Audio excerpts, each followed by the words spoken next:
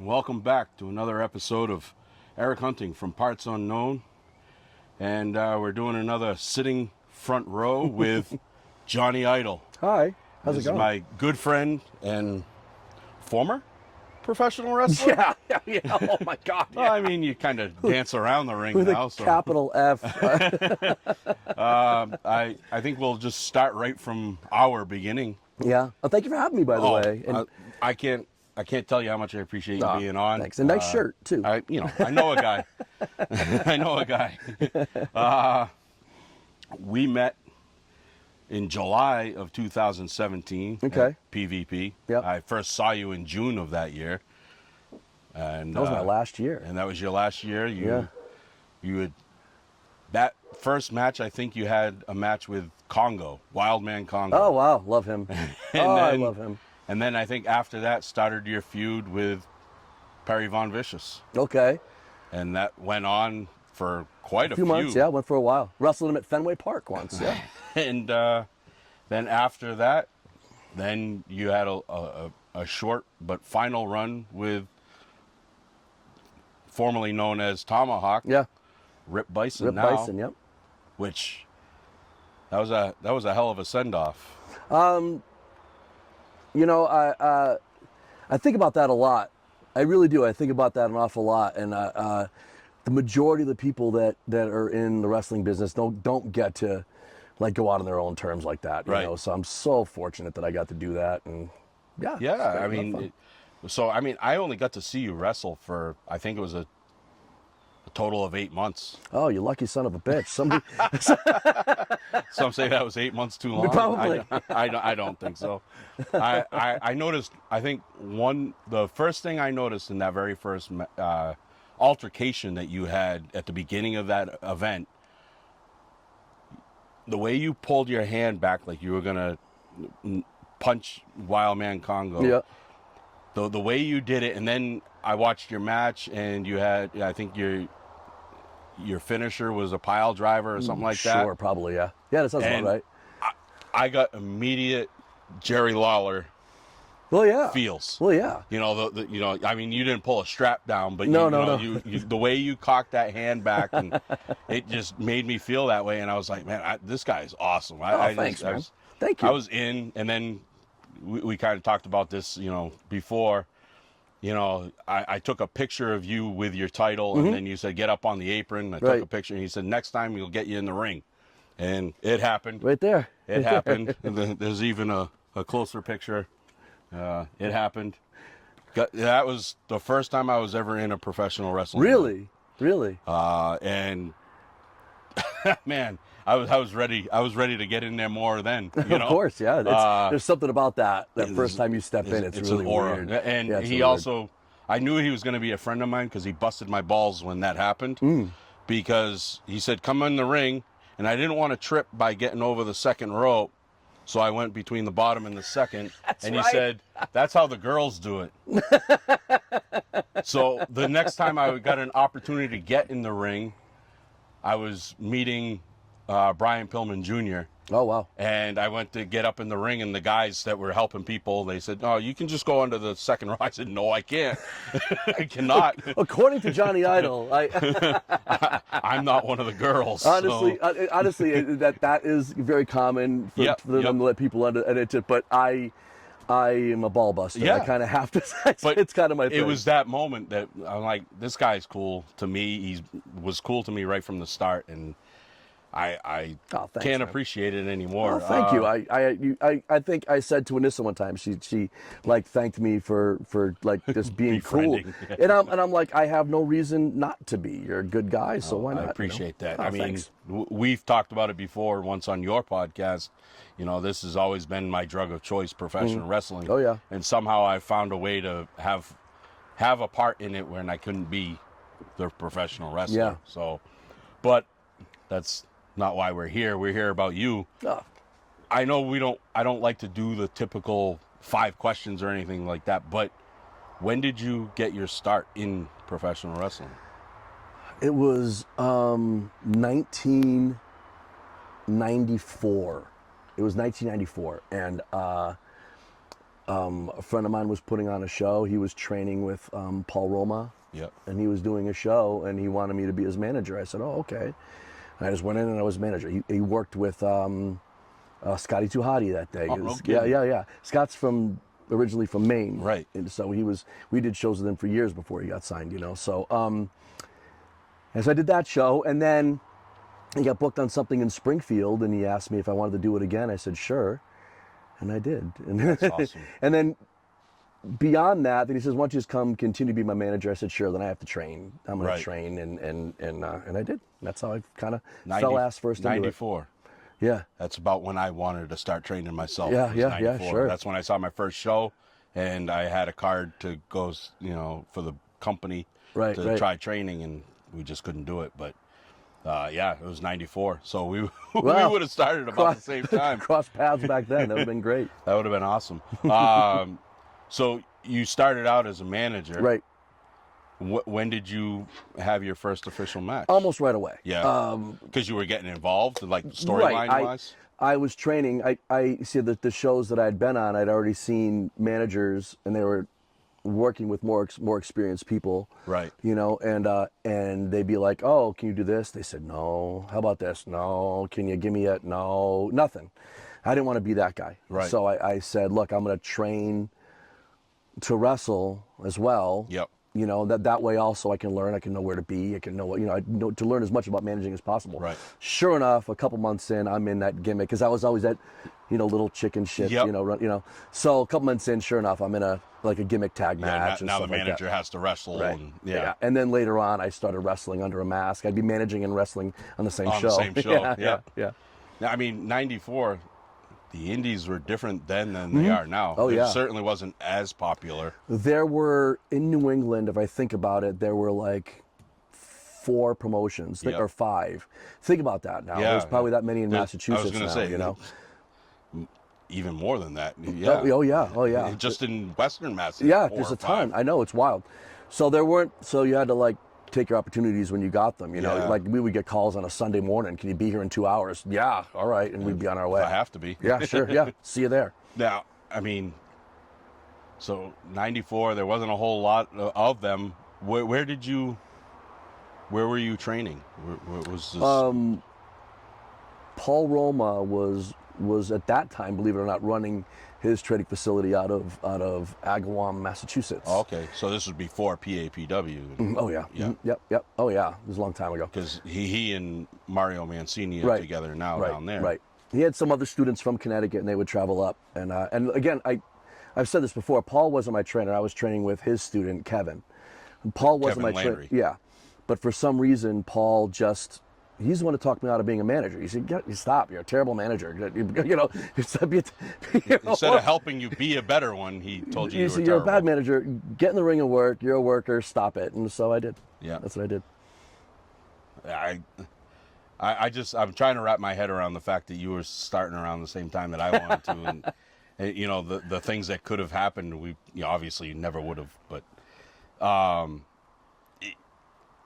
so you were managing, and then you were training to be the wrestler. And Right. you were wrestling for Kevin Landry No, and Paul Roma. Well, you were wrestling out of his training school. Yeah. Yeah. But we were all like Kevin and Aaron Morrison and the Power Company. I don't remember the Power No. Company. They were. Oh, well, we got to talk about them some point.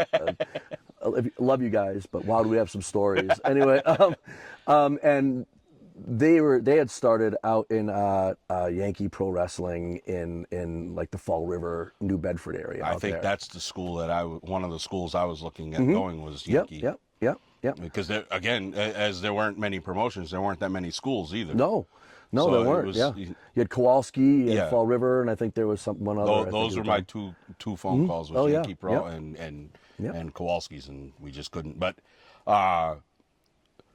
so when did you meet Marshall McNeil? Years later. And Yeah. so I wish I could remember the year.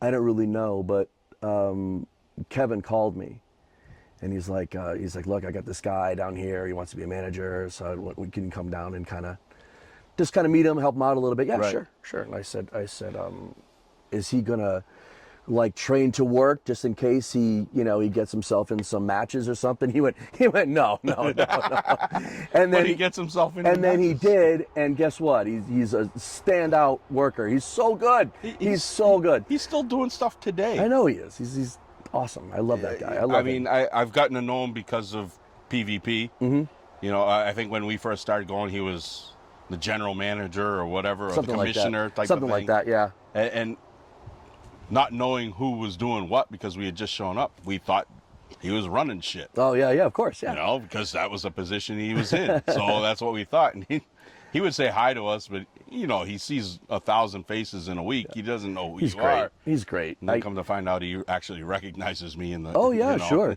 He's great. I love Marshall. Right after that, I started taking him out with me just so we could kind of show his face. I was working now out. he was managing you for a while, and then you guys teamed together. Yep. Was that the masterminds or? Yeah. So, were you always Jonny Idol? Yeah. Yeah. Yeah. It was that first time with the Billy Idol. Yeah. Thing in your pocket. Yeah, I was the irresistible Jonny Idol. Irresistible, and then you became an egomaniac. Yeah, I got in a tag team. Yeah. My tag team partner Mike Steele.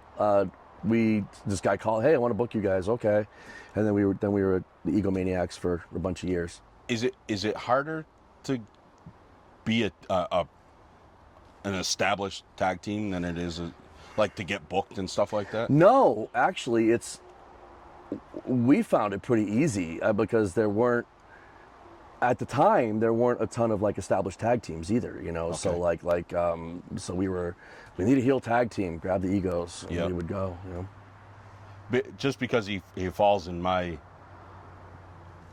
I guess, somewhat family tree, when did you meet Perry Von Vicious?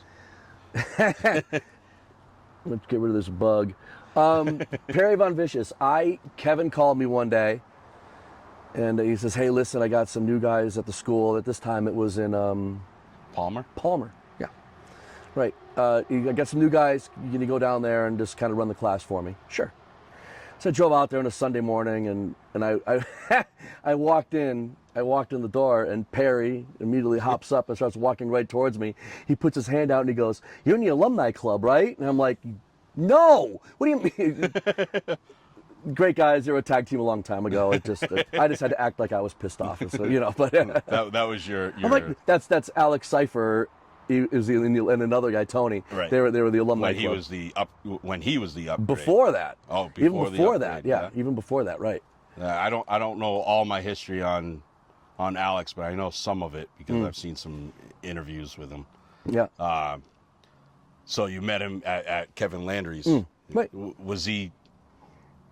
Did you think that he was always somebody that had it? Yeah. Yeah, because he I learned. I'm not going to say who said this to me because I'm not, but somebody who, like an established wrestler years ago said, you're never going to get any better in this business until you're willing to make yourself look like an ass.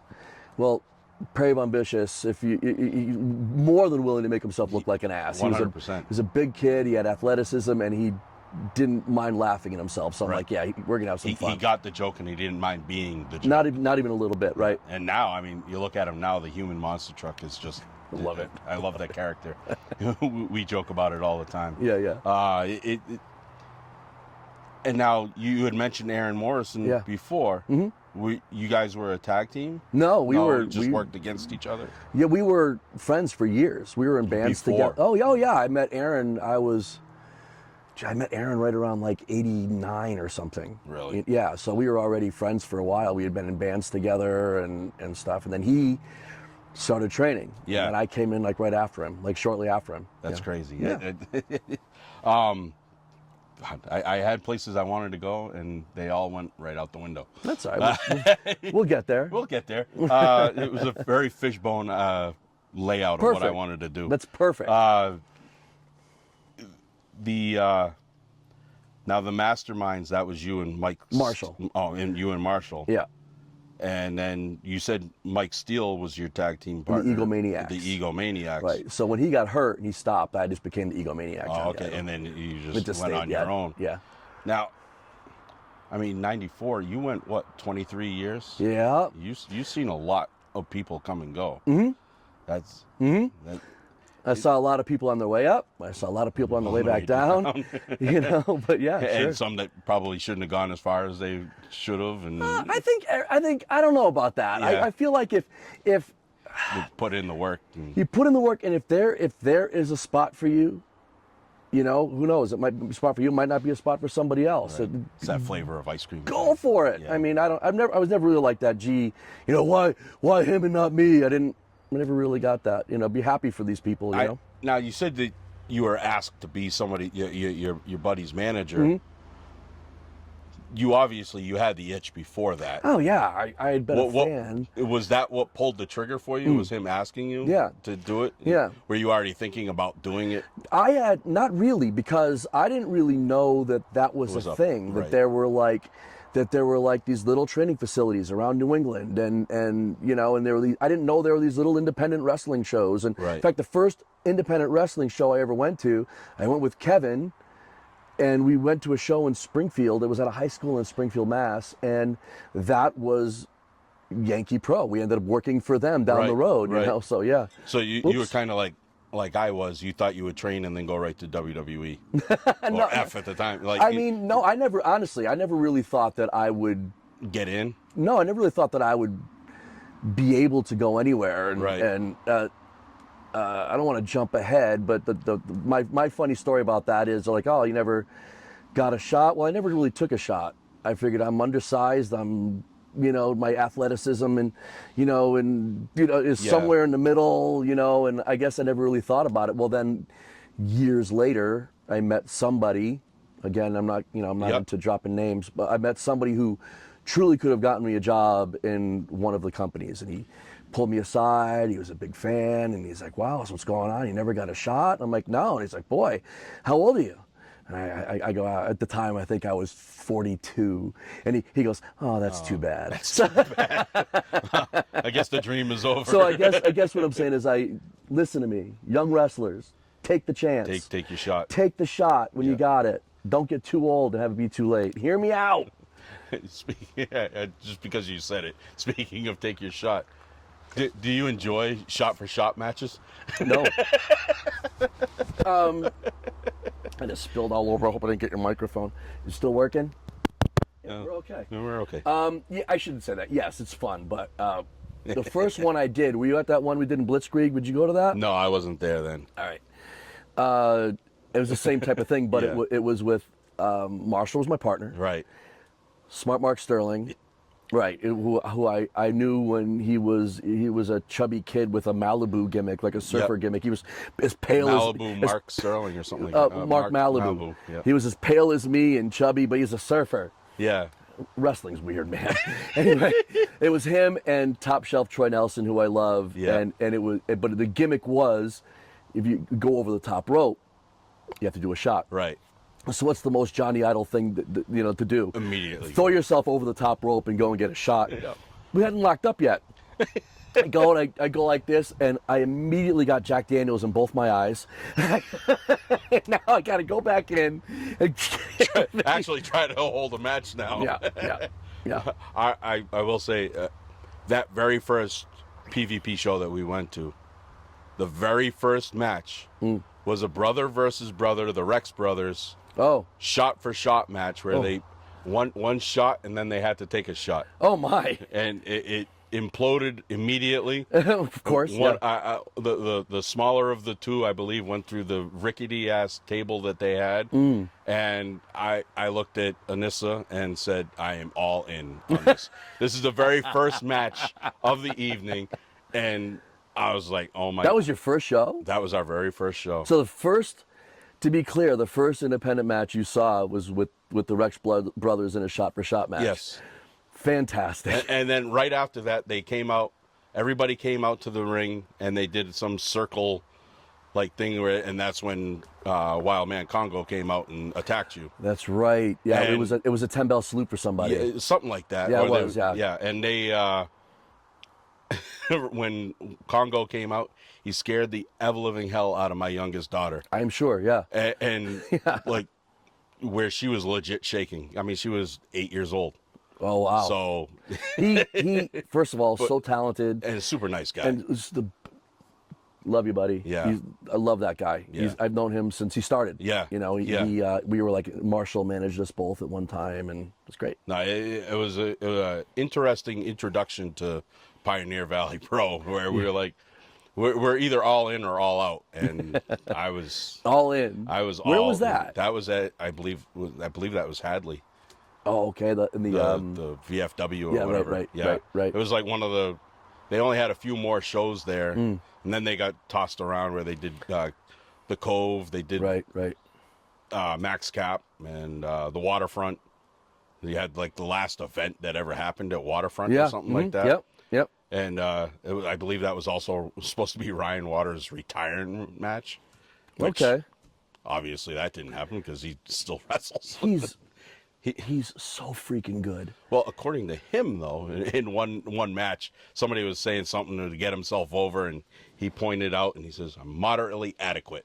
But is that not the most Ryan Waters thing to say, though? Yes, it is. Absolutely. He's fantastic. He's not only a great worker, he's a great trainer, and as a person, I love him. Yeah, he's a good dude. I can't say anything but highest, compliments of a lot of the people that we've seen come through PvP. They reach out when you got something going on, negatively in your family or whatever.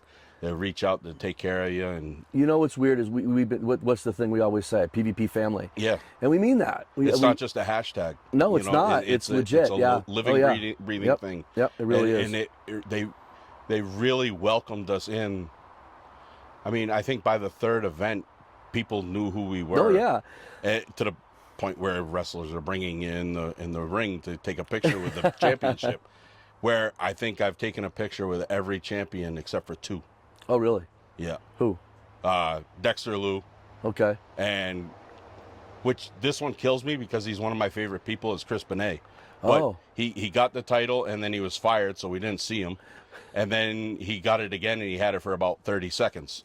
So I never got a picture with him holding the title. I'm sure he'll get plenty more. I'm sure he's a talented. He is kid. a good dude. Yeah, too. He's a good dude. He's talented. All those New York guys that come up with Logan Black. Absolutely. I know this is like a typical wrestling interview question, but do you have a favorite opponent you've faced? Yeah. Sonny Goodspeed. Sonny Goodspeed. Yeah. I don't know what it was. I mean, I could have. There were so many names I could have thrown out. I could have thrown out Aaron. Yeah, but of that course. one came. Yeah, because we've talked about that before. Just we were, as he even put it to me one time, we were cut from the same cloth anyway. As far as what we wanted to do, we weren't worried about high spots. Obviously, we're more worried about going out and telling a story and. Right. And that's what we did, I love working with Sonny. I love it. You both, like you said before about Perry, you neither one of you are afraid to be the butt of the joke. Not even a little. Yeah. Not even a little. So you kind of like a little bit of comedy in your wrestling, as long as it makes sense. As long as it makes sense. I know there's certain spots that you don't like. I've heard that before. Yeah, I'm not going to get into it. No, I could, I guess. If we get there, we'll get there. Because, often I say, I'm not going to talk about it, then I talk about it. But I like comedy in my matches, but as long as it makes sense. Like in comedy in that, like, I'm not afraid to make myself look stupid. Right. How many times did Ric Flair have his ass out on pay-per-view? Legit 100%. Showing his ass. Yeah. And so... It still, and didn't necessarily go over, but he, still retained the championship or whatever. He didn't have to. So that kind of stuff, And I mean, and everybody, like those heels that did things like that were like, watch old Adrian Adonis matches, and he would always do something where he looked like I knew I wasn't going to have to bring him up. I love him. I know I just saw a thing because it was like the anniversary of his passing or whatever, and I was going to send it to you because I only knew him as the adorable. Go back. I had since, but that's how I first knew of him, was that, and I was like, talk about making yourself the butt of the joke. Yeah, right. But it still was a legit heel. Not a legit heel, but he was a legit badass. Yeah. So he could shoot, and like, I guess Once I when I started, I was even smaller than I am now, obviously. But when I started, I was probably 170 pounds. So God, I don't remember. I was trying to do like all kinds of like super athletic things, and I would pull it off and be like, all right, I got that, and then I would see 3 other people on the show do it better than me. Yeah. So. Yeah.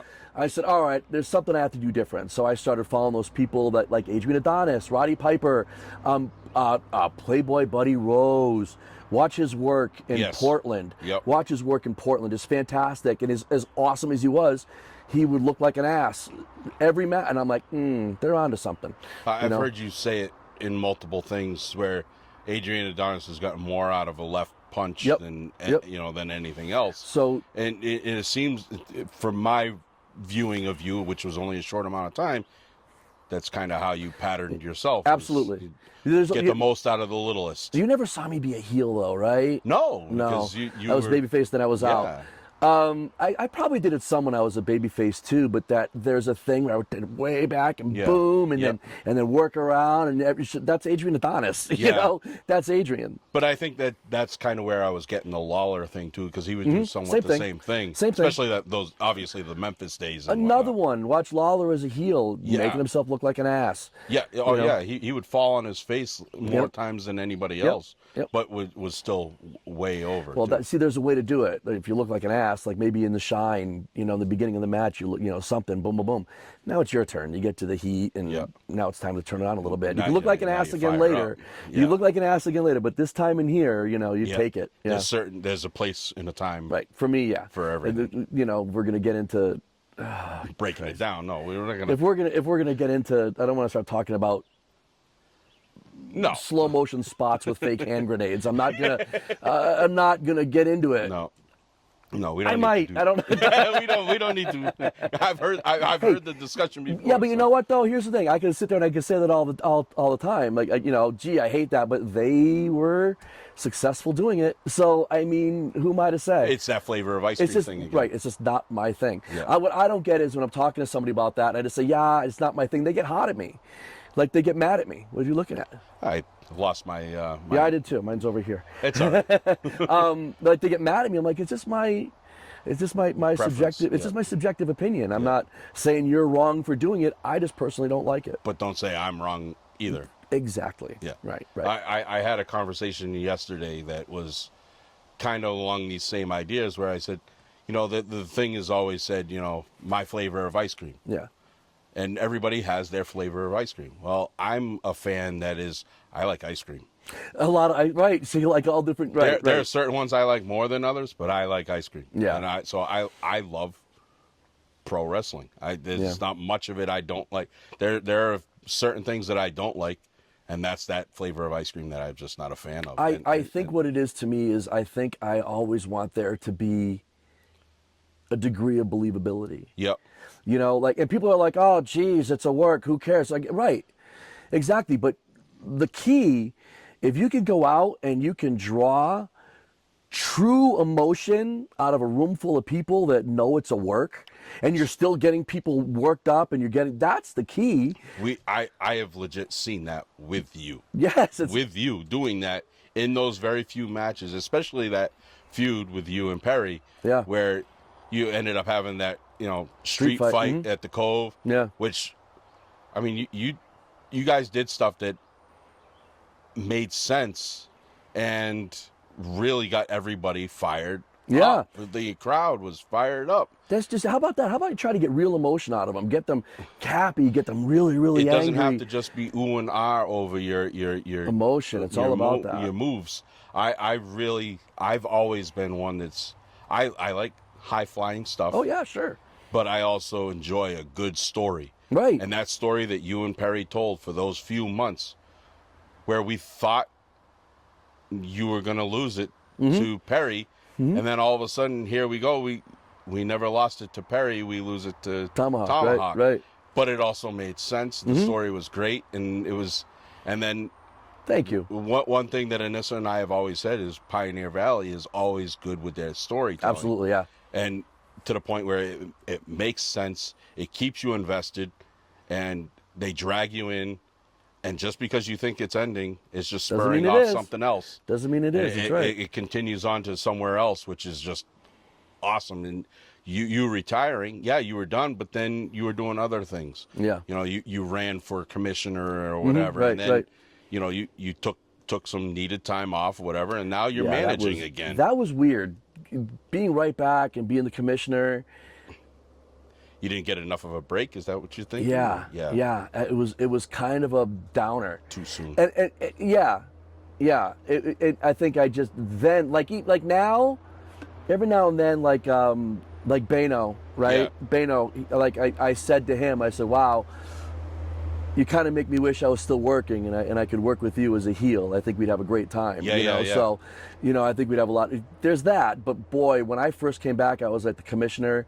Ooh, I was missing it. It was a lot. It was such a huge part of who I was for over 20 years. Yeah. You know, and it was such a big. You don't understand. Like even now, sometimes I'll be laying in bed, I can't sleep. I'm sitting there, I'm working matches in my head. I'm thinking about this, boom, boom, boom, boom, and thinking it doesn't go away. You know, and also too, there were some shows. The other reason I kind of stopped I did some shows where I ran the music. Right. And some wrestlers are real prima donnas when it comes to their music. Right. And I literally got in shouting matches with people because like over their freaking music. And I'm like, you self-important prick. Like it's not settle down. You know how many times I went out to the wrong song over 23 years? You know what I mean? That's not my music. Oh, what do you want to do? Stop it, start it over? No, go out and stop. It's not all about you. and Just then go. Make it part of what you're doing. Sure. Like you said, don't mind being the butt of the joke. I saw a kid that played the wrong music, and he threw a fit.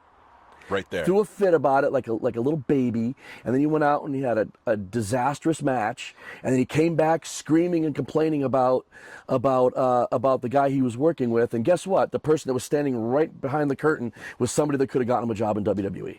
So shut your mouth. Yeah, you never know who's right. watching. Right. No, if the music is the best part of your match, I think there's something wrong with what it's important. Well, it's important. It's important, but it's not something. It's not the end of the world if it doesn't go right. Right. Exactly. At least it shouldn't be. It shouldn't be. I don't know. I've gotten to see a lot of things in a short. I don't know if 8 years is a short amount of time or not, but it's pretty good. I've gotten to see a lot of things go right and wrong. And you see who can correct it and who can't, or go with the punches, and then those people are still around or moving higher up. Right. They're still doing it, and then you got, like you said, the prima donnas or whatever that are more fixated on their 450 and their music than I'm not telling the story. Again, I'm not going to name any names, but I had a guy. He had new music, and he sent it to me, and it was empty file that he sent me. So we get to the show. Do you have my new music? No. And he got mad at me because he didn't send it right. And I went bananas. I'm like, oh. So after your retirement, you ended up taking some time off, and we got hit with the end of the world for a while. Yep. And that really, I know it didn't spark the interest, but it refired your passion for playing music. Yeah. Mm-hmm. And you got to getting out there with doing the acoustic stuff. Yeah, after I stopped wrestling, I started doing solo acoustic stuff. I'd always been in bands. Right. And I think the thing about bands, especially as you get older, everybody has their lives. Right. So it's harder to get all four guys together and be able to do something. So not that I'm technically still in a band with Aaron and my friend Jay and Jim. Right. But I wanted to go do some solo stuff. And that's we've had so much fun getting to see you a handful of times. Thanks, man. Coming back. I'm coming back. It's coming back. I hurt my neck last June. Yeah. And I'm still dealing with some like dexterity issues, and and my jaw on top of it. So to sing and play guitar is a little tough. Well, you do have a gig put forth to you March 15th. I'll be ready to play 26. for 4 minutes in March 14th, 2026. I'll be ready. I promise you. So like I said, we've had some fun getting to see you. I mean, everything you've done is entertainment. Ah, yeah. Being wrestling, being the music. I'm not. I had an office job for a long time, and I'm no good at it. I'm just not. I'm not. I don't know what it is. It's just. You don't like the mundane. Yeah. Yeah. And people think it's so weird when I tell them the only job that I've ever truly been comfortable doing is in front of people with a microphone, which is so strange because most people that's the worst. That's the biggest fear. It's like the number one fear for people. Yeah, or no, phobia. I have no issue. In fact, like I had. You're more comfortable. I was emceeing a show for a music show. For my buddy, and he and his fiance, they handed me like this whole, and I'm like, you do not want me to do this. You don't want this. I'll be terrible. Just underline a few things you want me to say, make sure I say, and we'll just go from there. I can't. Give me the fishbone. Yeah, just let me go. Yeah. Yeah, I don't know. I was never comfortable speaking in front of people or anything, and then I started doing things like this, and I don't feel comfortable, but it comes across really comfortable. You seem comfortable. You seem very comfortable. Yeah, I guess it's all in who I'm talking to sometimes. Okay. Right. I don't know. Well, you're welcome. Gonna boost his ego a little. No, I mean, my buddy Don Kincaid, who does interviews as well, he had started a thing during the pandemic called the Fan Roundtable, right? And I kind of helped him get the idea going. He's such a good kid. And he asked me to take over one day because he had something else booked, and it fell all apart. Oh, really? And I was like, "That's it. I'm never talking on camera ever again." And look at us now.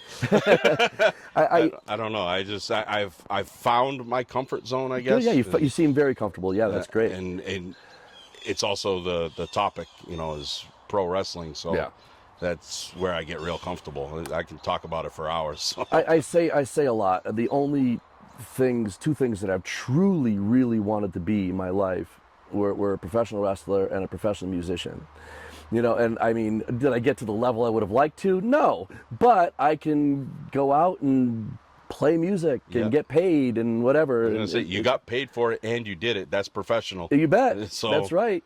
I mean, I told on the podcast once, and I told it at my father's funeral. I told it too. My dad was a musician. My mom, ballet dancer. My father, a musician. And I remember my brother and I were like 12, 13 years old. Yep. It's a blizzard, and he throws us in the car. He drives us to this place that he used to play, middle of Feeding Hills, Massachusetts or something. And I remember he goes in and he goes up and he asks the guy that's playing if he can sit in. And the guy says, yeah, sure. And he steps aside. My dad sits down and tears the roof off the place, right? It was like you see in a movie, the people come out of the kitchen and start dancing. Right. Like, that doesn't happen. It happened. It happens, right? Yep. And then, tears the roof off the place and then goes, okay, well, bye. And we go to leave. And I remember turning around and looking and seeing this poor guy. He's like this, like, I got to follow that. Right. And this poor bastard. And I said, I learned a very, very valuable lesson about rock and roll that night. And it can go for wrestling too. Show up, tear the house down, and bounce. If somebody has to follow you, let them clean the mess up. Yep. That's it. I was kind of born and brought up in the music industry. My grandfather was a drummer, and the band was always his. He was, it was his band. But wait. The drummer was the head of the band? That's right. he was one of the best, and he always had bands. And then my mom would drum as well, but she was a singer. And then my uncle, my mom's brother, he was a drummer as well. So drumming was huge in our family, but so was singing to a point, but I wasn't cut out for either. I wanted to be a bass player. I was going to have my dad, my grandfather's bass player, teach me how to play bass, and it never lined up. And then when he passed away, I threw the bass away. I could teach you a couple basics. Not a lot. I'm not a bass player, but it was like if he couldn't teach me, then I can't. Nobody else was qualified to teach me. But that was like one of my regrets. Is I always wanted to be able to play music. I just don't have the timing and the I don't have that. I don't have. I was just around theater my whole life. Yeah. You know, like my mom to this day has the record for most performances at the Academy of Music in Northampton, That's amazing. Massachusetts. Like she was a ballet dancer. Then my brother was a ballet dancer. He went pro at 16. He toured the world starting at 16 years old. So those are, plus those people are my people. Yeah. I get along with those people. I like those people. They're weird and they're cool, and so those are my people. I'd rather be there than in office any day. I think we found out why we get along Yeah. so well. Yes. That's exactly it. I know I was on your podcast, the last episode. We're coming back, by the way. Idle Chat is coming back, and we got to get you back on. This poor bastard. We finally get him on, and it was the last episode we did for years. I was the death knell of the Idle Chat. No, not even a little. I think I was the pandemic. No, Idle Chat. It was just a weird series of unfortunate events. Yeah. No, went down, but we're ready. We're ready. Yeah, I enjoyed that. You and Bessie as well. Shout out rules. to her. She's awesome. You guys had a really cool formula. I enjoyed the hell out of the interviews, but I know that you enjoyed the games and stuff like the weird episodes. Yeah, I think, and I'm not lying. I do enjoy those. I like the interviews too because I enjoy interviews with wrestlers. Right. But knowing that bringing back the games or the silly ones. So what we used to do was we would have either an interview or a game. Right.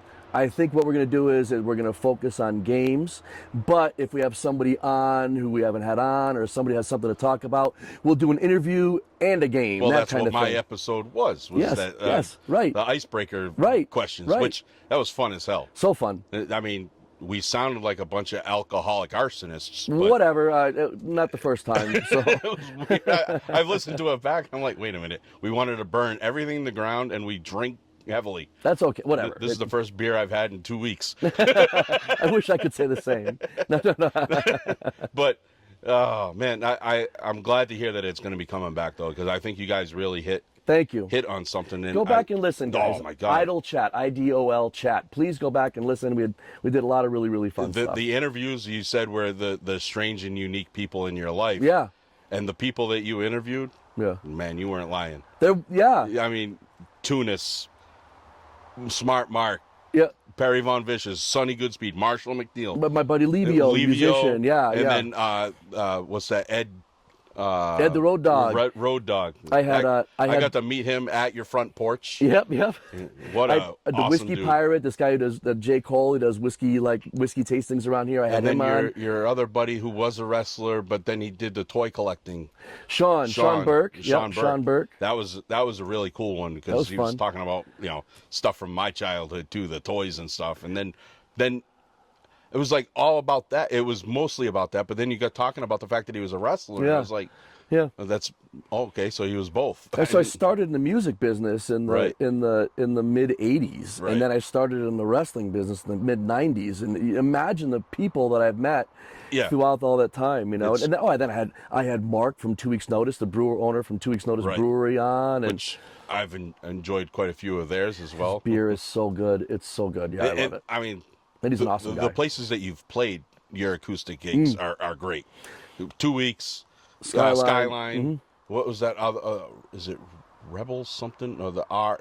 Rustic. Yeah. That's a cool little location. That's by design. Yeah. I started in the bars in the mid '80s, late '80s. Okay, and it's fine. Yep. But I'm going out solo, and I just don't want. It's a different atmosphere. I've never had a problem with anybody at a brewery. Never. No. I've never not had a problem with somebody at a bar. No, I 100% understand that. Like I said, because of my grandfather's bands and stuff, I was in more bars before I was 21 than after I was 21. Because we'd go to see him play. Right. At that day and age, you could do something like that. Right, now you couldn't do that. But and for good reason, because of the problems that you can run into. Yeah. But now you can take your whole family to a brewery and not worry about a problem. Yeah, right. And still go see good music, have some kick-ass food and beer. I remember seeing a friend of mine playing a bar, an acoustic duo playing a bar, and somebody fired a shot glass at him from the bar. Like, what are you doing, man? This Like, isn't what- Roadhouse. But why? So I don't know. I just want to go out. I want to play. I want to have fun, and I Yeah. just want to, entertain. I don't want to deal with some idiot. Other than watching the front porch concerts that you did during the pandemic, which were fun as hell. Thank you. And then getting to see you live for the first time was Skyline. Oh wow. We sat behind you. I remember. Yep. Because we made a makeshift table behind Yep. you. Yep. And that was like the coolest experience. Because you turn around, you talk to us a little bit, and then you play to them. And, of course, you played our song for us. Of course, I always will. And, I love that song. I want to tell you that too. It's I do play at this one. It's a bar/restaurant in Florence called JJ's, and there's a lady that goes there, and that's her favorite Billy Joel song. It's such a hidden track that you got to know to know. Yeah. It's such a good song. My Home. We love that song. That's I do our too. Now song. I love that song. I love it. And this isn't just because you're on here. We love the way that you do it. Oh, thank you. Thank you. Obviously, I have the original version on my playlist, but I have the video of you doing it at your front porch when I picked up my cigar box guitar. Yeah. And I have that video still on my phone, and I'll play that for us. And we love that version. Oh, thank you. More so than There's a thing about. I tell people all the time, I play guitar, but I'm not a guitar player, so I have to strip songs down to their basic, strip it right down, and work it out. You also have to try to make up for a whole band with one guitar. So you really got to figure out, and I really enjoyed figuring that when I was tough. It was tough. Well, I had requested when you were doing the front porch stuff. I said, hey, how about this song? We really love this song. You said, well, maybe by next week. And sure enough, you had said, well, we're going to do this. Waiting for you to jump in, waiting for me to jump on. And then I did, and you played it, and we both looked at each other and we were like, thanks, man. man. It's this version. No, we thank you because... Oh, thank you. That means a lot. It means a lot. It's a special song, and now that you play it for us, it's even more special. Thank you. Yeah. Now you're managing again. What prompted that? Was that just Hammer Tunis asking you to come to him? Yep. Yeah. Yep. He asked me if I wanted to just come back and manage this new tag team. What a great couple of kids, huh? Great couple of kids. Night Train. Brett Metro and Drager. That's it. Hi, guys. Those guys, they're. I'm hoping to get Drager on shortly. Oh yeah. Yeah. They're good. They're. I like those kids. Yeah, they're good. They're good. They're good kids. I said, well, okay, let's try it. And I'm having fun. I was gonna say you look like you're having fun with it. I'm having fun. Yeah, I love when you come on. You're like, can you believe this shit? It's weird, right? What am I doing? When the first time I went back, I'm sitting there and I have like Dr. Heresy next to me, you know, and Tunis comes over and he's like, "What year is it?" Like, Aaron's not too far from you. Yeah, not too far, right? Yeah. What year is roaming this? around. You got more vets than you got new guys. Oh, that's weird. There's so many people. That's the other thing. I come back and there's so many people that I have no idea who they are. They have no idea who I am, which is fine. But it's just so weird to walk in. You get that who's this guy? Look, So, but and walking around like he owns the place. Well, it was your place first. Do you? I know physically you don't. Yeah. Yes, do you I do. Miss it? Yes. Yeah. I knew it was coming. Of course I do. Yeah. Of course I do. Yeah. I used to say no. Yeah. But now I'll say, yeah, of course I miss it, but it's not going to happen. Yeah. It's not going to happen. I mean, I don't know how many people know this, but I actually stopped. I didn't just stop because I was getting older, but I stopped for some health reasons that are lingering, and I'm good. Yeah. I'm good. Got it. It's not completely out of your system, but it's. But here's the thing, though, too. Am I going to get a send off like that again if I do one match? No, I'm not. No, I'm not. How do you? I don't see it living up to what we've already done. Yeah. So I'm okay. Well, the story that you told, the people that you told it with. Yeah. You're not going to find that level of I don't know, that level of storytelling. Yeah. For what, one match for 8 minutes? You don't need a one-off. That one more match thing is. It's nice idea. I've had dreams where I do go and I have a match. Yeah. And then I come back to the curtain and I go, what have I done? It was at they're always like a show where it's like at in like a field with like 14 people there or something, and I'm like, what am I doing? Why am I doing this? It's funny you mentioned that. I was right after Hammer retired. Somehow I got onto a deep dive of finding old matches of his and stuff like that, and then obviously it spurs off into other people. And I saw something with you. I don't even know where it was or anything. I saw a match.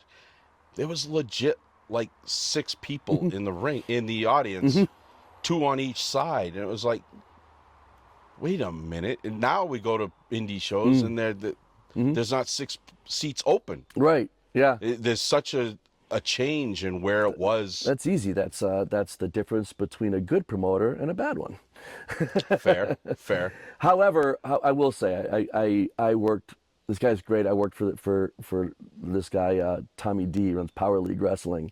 I did so many shows for him. They're all like charity shows. Like I did one for the Boy Scouts, the school, whatchamacallit, whatever. And I remember we did a Sunday. It was WrestleMania Sunday in the afternoon in a high school gymnasium, huge high school gymnasium, and I counted 13 people in the audience, and they're all on the bleachers, way over there on the bleachers.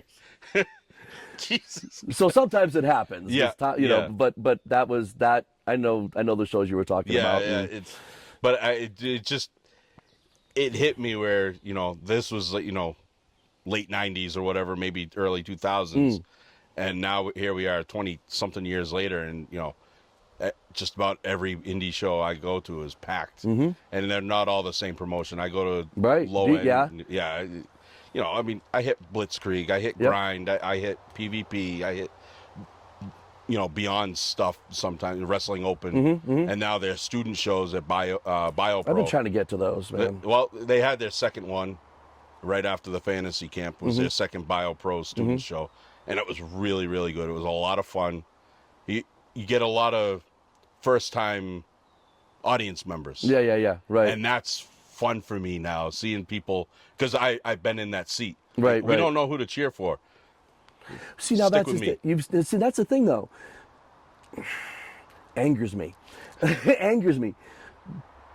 People, in my opinion, and this is the way that I was taught, and people should know if they should cheer for you or boo for you before you ever get to the ring. Okay. The person that the kid, the guy and the kid that I'm talking about, they sat down and we don't know who anybody is. We don't know who to cheer for. Right. I'm like, stick with me. Yeah. I'll walk you through this because I happen to know who just about everybody was on the card. Right. So, but I'm like, you don't have to cheer with me or boo with me. You do whatever you want. Because there's some people I'm cheering for that you don't want to cheer for. They're my buddy or something. Yeah. After the matches, but I still can't boo them. Like, there's certain people, I don't care if they're heel or babyface, I'm gonna cheer for them. Ryan Frost is one of them. What a good guy. He's been good to me ever since the first time I met him, and I mean, I've seen him do despicable things, and I still cheer for him. As a wrestler. I stumbled on a video on YouTube recently, and it's kind of like pranksters pranking the wrong guy kind of video on YouTube. Yeah. And these guys jumped in a ring at an indie show, and you see Ryan just grab the guy by the foot and yank him out of the ring. He's so big. Yeah. And but he's also big-hearted. Yeah. And that's the thing that I latched on with that guy. He's such a good dude. He reffed one of my matches one time. I was working with Thomas Santel, who's my size, and he's the referee. Yeah. But that's how he started, was as a ref, and he's such a good dude too. Yeah, he's good. How did your friendship with Hammer Tunis kick off? Is that from training? Yeah, he was training. He was training, and I, again, he started traveling to shows. Yeah. He couldn't stand me the first time he met me. He'll tell the story. I think he did on your podcast. Because I will admit that the first time on a car trip with somebody, if it's their first car trip with us, I'm going to ride them the whole way there, but not bad. I don't want, not bad just enough ball to busting. Yeah, but I will admit, it can be relentless in the wrestling business. It can go on. It's a different level. It's a different level. So, the next time we were traveling, he was gonna, all the the young guys. newer, the younger guys were going in one car and we were going another one, and I'm like, "You come with us," and he's like, "Oh no." And then, but then that I was done breaking. You got a fly in your head there. I was done hammering on him, and I was just like this, just hey, how's it going? And we became friends right away. He's a good kid. And talking music, and once you get talking music, it's Yep. it's like wrestling. Yeah. You either agree with something or you disagree with it. But That's right. as long as you can, agree to disagree. That's fine. That's fine. You don't have to like everything. We can do that. I've seen you guys together, and you can tell that it's a true friendship, and you can tell that you've helped him in many ways. No, thanks. And you it seems like you've really you accepted the role model. If I'm being to honest, other people as well, but he's always reminded me, and not so much as wrestling, but as like a person, personality-wise. He always reminded me a lot of younger me. You poor son of a bitch. But he always kind of reminded me of a younger me. So I just kind of latched onto him. Yeah, no, I got to know him somewhat, and then one day he told me, it was Aaron Morrison's bachelor party, and I just went to go see you play, and they happened to be going there. Yeah. And I took pictures with everybody, and I posted them, and I says, it's not every day you run into your favorite wrestlers at a brewery or whatever. And he says, it's safe to call me your friend now. Yeah. I think it's okay. Yeah. I'm like, yeah, but is it? I don't know. Sometimes, look, I'm 10 years older than he is. Yeah. But I try to give you guys some of your space. I know I get a little weird sometimes. No, you don't. I think you do. You were always very, very like respectful, and you didn't expect us to be able to do more than we could do. So and so. But when he said something like that, and you've said it too, and I'm like, but am I? I don't know. Yes. It's like, because I know that you're on the indie level or whatever. I still think of you guys as up here. Wow. You wrestlers are wrestlers. They're up. Well, those guys that are level. up there, they came from somewhere, right? So that's kind of how it is for me. That's how I view it. And so when I'm allowed on that side of the guardrail, so to speak, sure, it's like, am I really? Do I deserve this? Did I somehow ask for this in a way that I don't mean to? And I mean that. I never want to overstep my bounds. Of course, in any way. Yeah. Like I've asked for some favors, and they've come through. Yeah, sure. Well, why not? And he came through with a major one. And because and we appreciate that you're always there, and then also we've built a friendship. Dude, you're at my house right now. This was supposed to be at the very beginning. That I wanted to say I came out to the most outskirts of parts unknown. Yeah, well, yeah, it's getting harder and harder for me to leave the house. I gotta admit it. I can understand that. I wouldn't want to leave either. Well, especially with the there's a lake over there. Yeah. Oh, and they're catching big fish out of there too. My fishing pole would have been in that water all the time. Feel free, come up and go fishing. They're pulling big fish out of there. Yeah. I don't know. I just sometimes I'm afraid that I'm overstepping, and I never want to do that. And I know I've been told that it's just I guess it's a fear that I just don't want to. I have that same. I get it. You never want to be that guy, and yeah. But I also want to. There's some shots that you got to shoot, otherwise you miss. Right. Every shot is a missed shot if you don't take it. That's right. Yeah. So, I've reached out on certain things, and Anissa and I did as well. To you, and we were more than thankful that you're going to follow through on that. And, I'm looking forward to it. But it's as a friend, Yes. It's crazy to me, I guess, is the point that I've made friends with wrestlers. That's something I always wanted to do. Careful, we're idiots. But to the point where I think it was 2 years ago now, I was at a Blitzkrieg show. Mark Sterling is doing a meet and greet. He's still, at the time, he's way on AEW TV. And he's standing there, and I went over to say hi. Hey, one of the OG fans of mine. Really? Like, Wow. Dude, you meet thousands of people every day. No, he's a good dude. And he recognized me right away. I just went over to say, hey, how you doing? He's a good And dude. we had a few-minute conversation. He's a great guy. Yeah. Yeah. You know, I mean, this is the dude that used my phone as a weapon. So I always bring it up because he did. He asked for it, and for some reason I threw him my phone. Why would I do that? I don't know. He said, give me that. I tossed it to him, and I immediately regretted it. What did I just do? And then he tossed it back to me. I have the eye-hand coordination of a blind man. And I'm like, okay, I'm going to catch this. Well, I need a new phone now. But I wasn't missing that, you know. And my only regret with that is I didn't press record, because the video on that would have been awesome. Him hitting Davian in the head with my phone. Are you kidding? I'd still have that video. Oh, but Davian. I haven't seen her in a while. She's great. She's just coming back, too. Really? Yeah, she's good. The best shape of her life. So talented. She's a great person. That's the other thing. We've seen so many people grow over the 8 years, you know, coming, you know, like I said to you, come and go. But seeing people make it to that bigger... There's so many people that level. From New England alone who have made it up there. Yeah. You know, there's so many. I mean, we mentioned Scotty Tuhati already. Yeah. And then Fandango. Yeah. Who I've been in the ring with for a photo op, obviously. I used to wrestle with him when he was like a teenager in Maine. No kidding. Yeah. Yeah. Carmelo Hayes. Yes. Kofi. Ivar.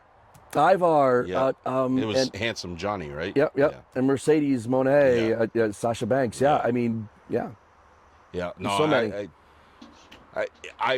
I remember the first time I saw Carmelo Hayes, you know, as Christian Casanova at the mall with PvP, and Anissa and I both said, "Why isn't this kid signed somewhere?" And then shortly thereafter, right before the pandemic, he was getting signed to WWE. Yeah, I wrestled him when it was a tag match somewhere, I don't know where, and he and his partner at the time, like, I can't remember, they were very new, a couple matches or something like that, and I'm telling you, I had the match, I immediately messaged their trainer, like, wow, dude, these guys are great, no, these guys are great. He's great, and I mean, do you have any regrets of not being able to make it to that level? You know, I did, but I also know me, and it would have killed me. Yeah. I know me. It would have killed me. I know that I would have dived headfirst into the lifestyle, and it would have killed me. It would have killed me. I know it would have. And that's not killed me. I mean, but then at the same time, too, I am, how do I put this? I'm very happy in my life right now. I'm very happy. I'm probably the happiest I've ever been in my life. And would I be here? Right. If I got that, where would I be now as a broken down old guy? Where would I be now if I took that shot? Right. You know, would I have been smart enough to save money? No. The world is your oyster. Yes. Who knows what it would have, I mean, it killed me. I don't know, but it certainly would have made me nuts. I don't know, man. I like home too much. I can respect that now at this age. Yeah. Like, I like being at home. So regrets, I mean, it would have been fun to take a shot and go for it, but like I said, it's a what if type of thing. Yeah, but I really, again, I think back all the time, like, geez, why'd I do that? Why'd I do that again? Any deviation in the course might not have brought me to where I am today. So. And you're happy where you are. I'm happy where I am. Well, I'm happy you are where you are. Thank you. I have one of my, I mean it. You're like one of my best friends that I've met throughout wrestling. Same. They really are, and it's not just for the video. That's for real. We keep in touch, and as much as much as we can. Yep. I've been trying to, I know this is only interview number 2, but what I've wanted to do is like have a specific title for each episode, and I don't know how you feel about it, but I think Jonny Idol is a true Renaissance man. Oh. You've done music, you've done wrestling, everything in wrestling, managing and all that. I think I don't think that there's much within the entertainment type of business that you couldn't or wouldn't do. I agree. You know what I mean? And like, at least make it an opportunity. Wow, thank you. So I think Jonny Idol the true renaissance, man. Is Wow. how I feel about that. Wow, that's I'm flattered. Thank you. Thank you. And I have to say, you know, as we get ready to wrap this up, that I appreciate the moments that you have taken with me or my family in any way, shape, or form, especially at, you know, the you know, at the wrestling events and stuff. You've never once said, no, I'm busy or whatever. You know, I won't do taking it. a few minutes or whatever. And I've seen you do it with others, so I know it's not just, you know, Want to me know why? or whatever. Do you want to know why I'm like that? Do you want to know why? I'll tell you why. Yeah. Well, I'm being babyface, you know, for the last couple of years. Yep, Right? I was yep. a heel forever, so I really Right. didn't do a lot of that. Right. Okay, but I'll tell you why I do that. When I was 18 years old, I was on my way to a Kiss concert. Yep. Right, driving through West Springfield, and my friend Kathy freaks out because she sees Gene Simmons' tour bus on the side of the road. Yep. Parked literally 2 wheels up on the sidewalk. Right, he's at a. This is back when video rental stores were everywhere. Yeah, right? yeah. She freaks out. She's a huge Gene Simmons fan. So we pull over and we're waiting, and a bunch of people start showing up, and I'm like, you know what? I'm not even gonna. So I'm just gonna go walk by him. I'm not gonna bug him. I'm not gonna take any of his time. I'm just gonna kind of go inside. So my friend Kevin and I went inside, and there he is. He's on the other side of a video store, and he's got a. I'll do it like this. He's got a video. Yep. A video cassette up against his chin like this, and he's just looking. Didn't even look up. His bodyguard says, "Can you leave him alone, please?" I said, "I'm not going to take up any of his time. I just wanted to say hi." He went, "I got to do it." Eye rolly. Hi. Didn't even look at me. My friend Kevin goes, "How you doing, Mr. Simmons?" Mr. Simmons. That was the extent of me meeting Gene Simmons. Couldn't even look at this 18-year-old kid who just spent all this money to go see you play, and he couldn't even look at me. I would never do that. That's why I'm always polite to people when they come around. That's a good way to learn the lesson. I mean, it sucks that it had to be somebody that you Yep. kind of look up to. Oh yeah, it was tough. But it kind of on brand for who you're talking about. That was too. probably my third time seeing Kiss, and I used to set myself up right in between Gene and Paul. I was more towards the Paul side that night. You think? Wow. Yep. So I think we're gonna wrap it up. Great. I think we touched on just about everything. All right. So again, this has been Eric Hunting from Parts Unknown with my very special guest, my good friend, Jonny Idol. Thank you, buddy. Thanks Thank for you having me. so much. Appreciate it. Thank you. I enjoyed the hell out of this I did time. too. Let's do it again.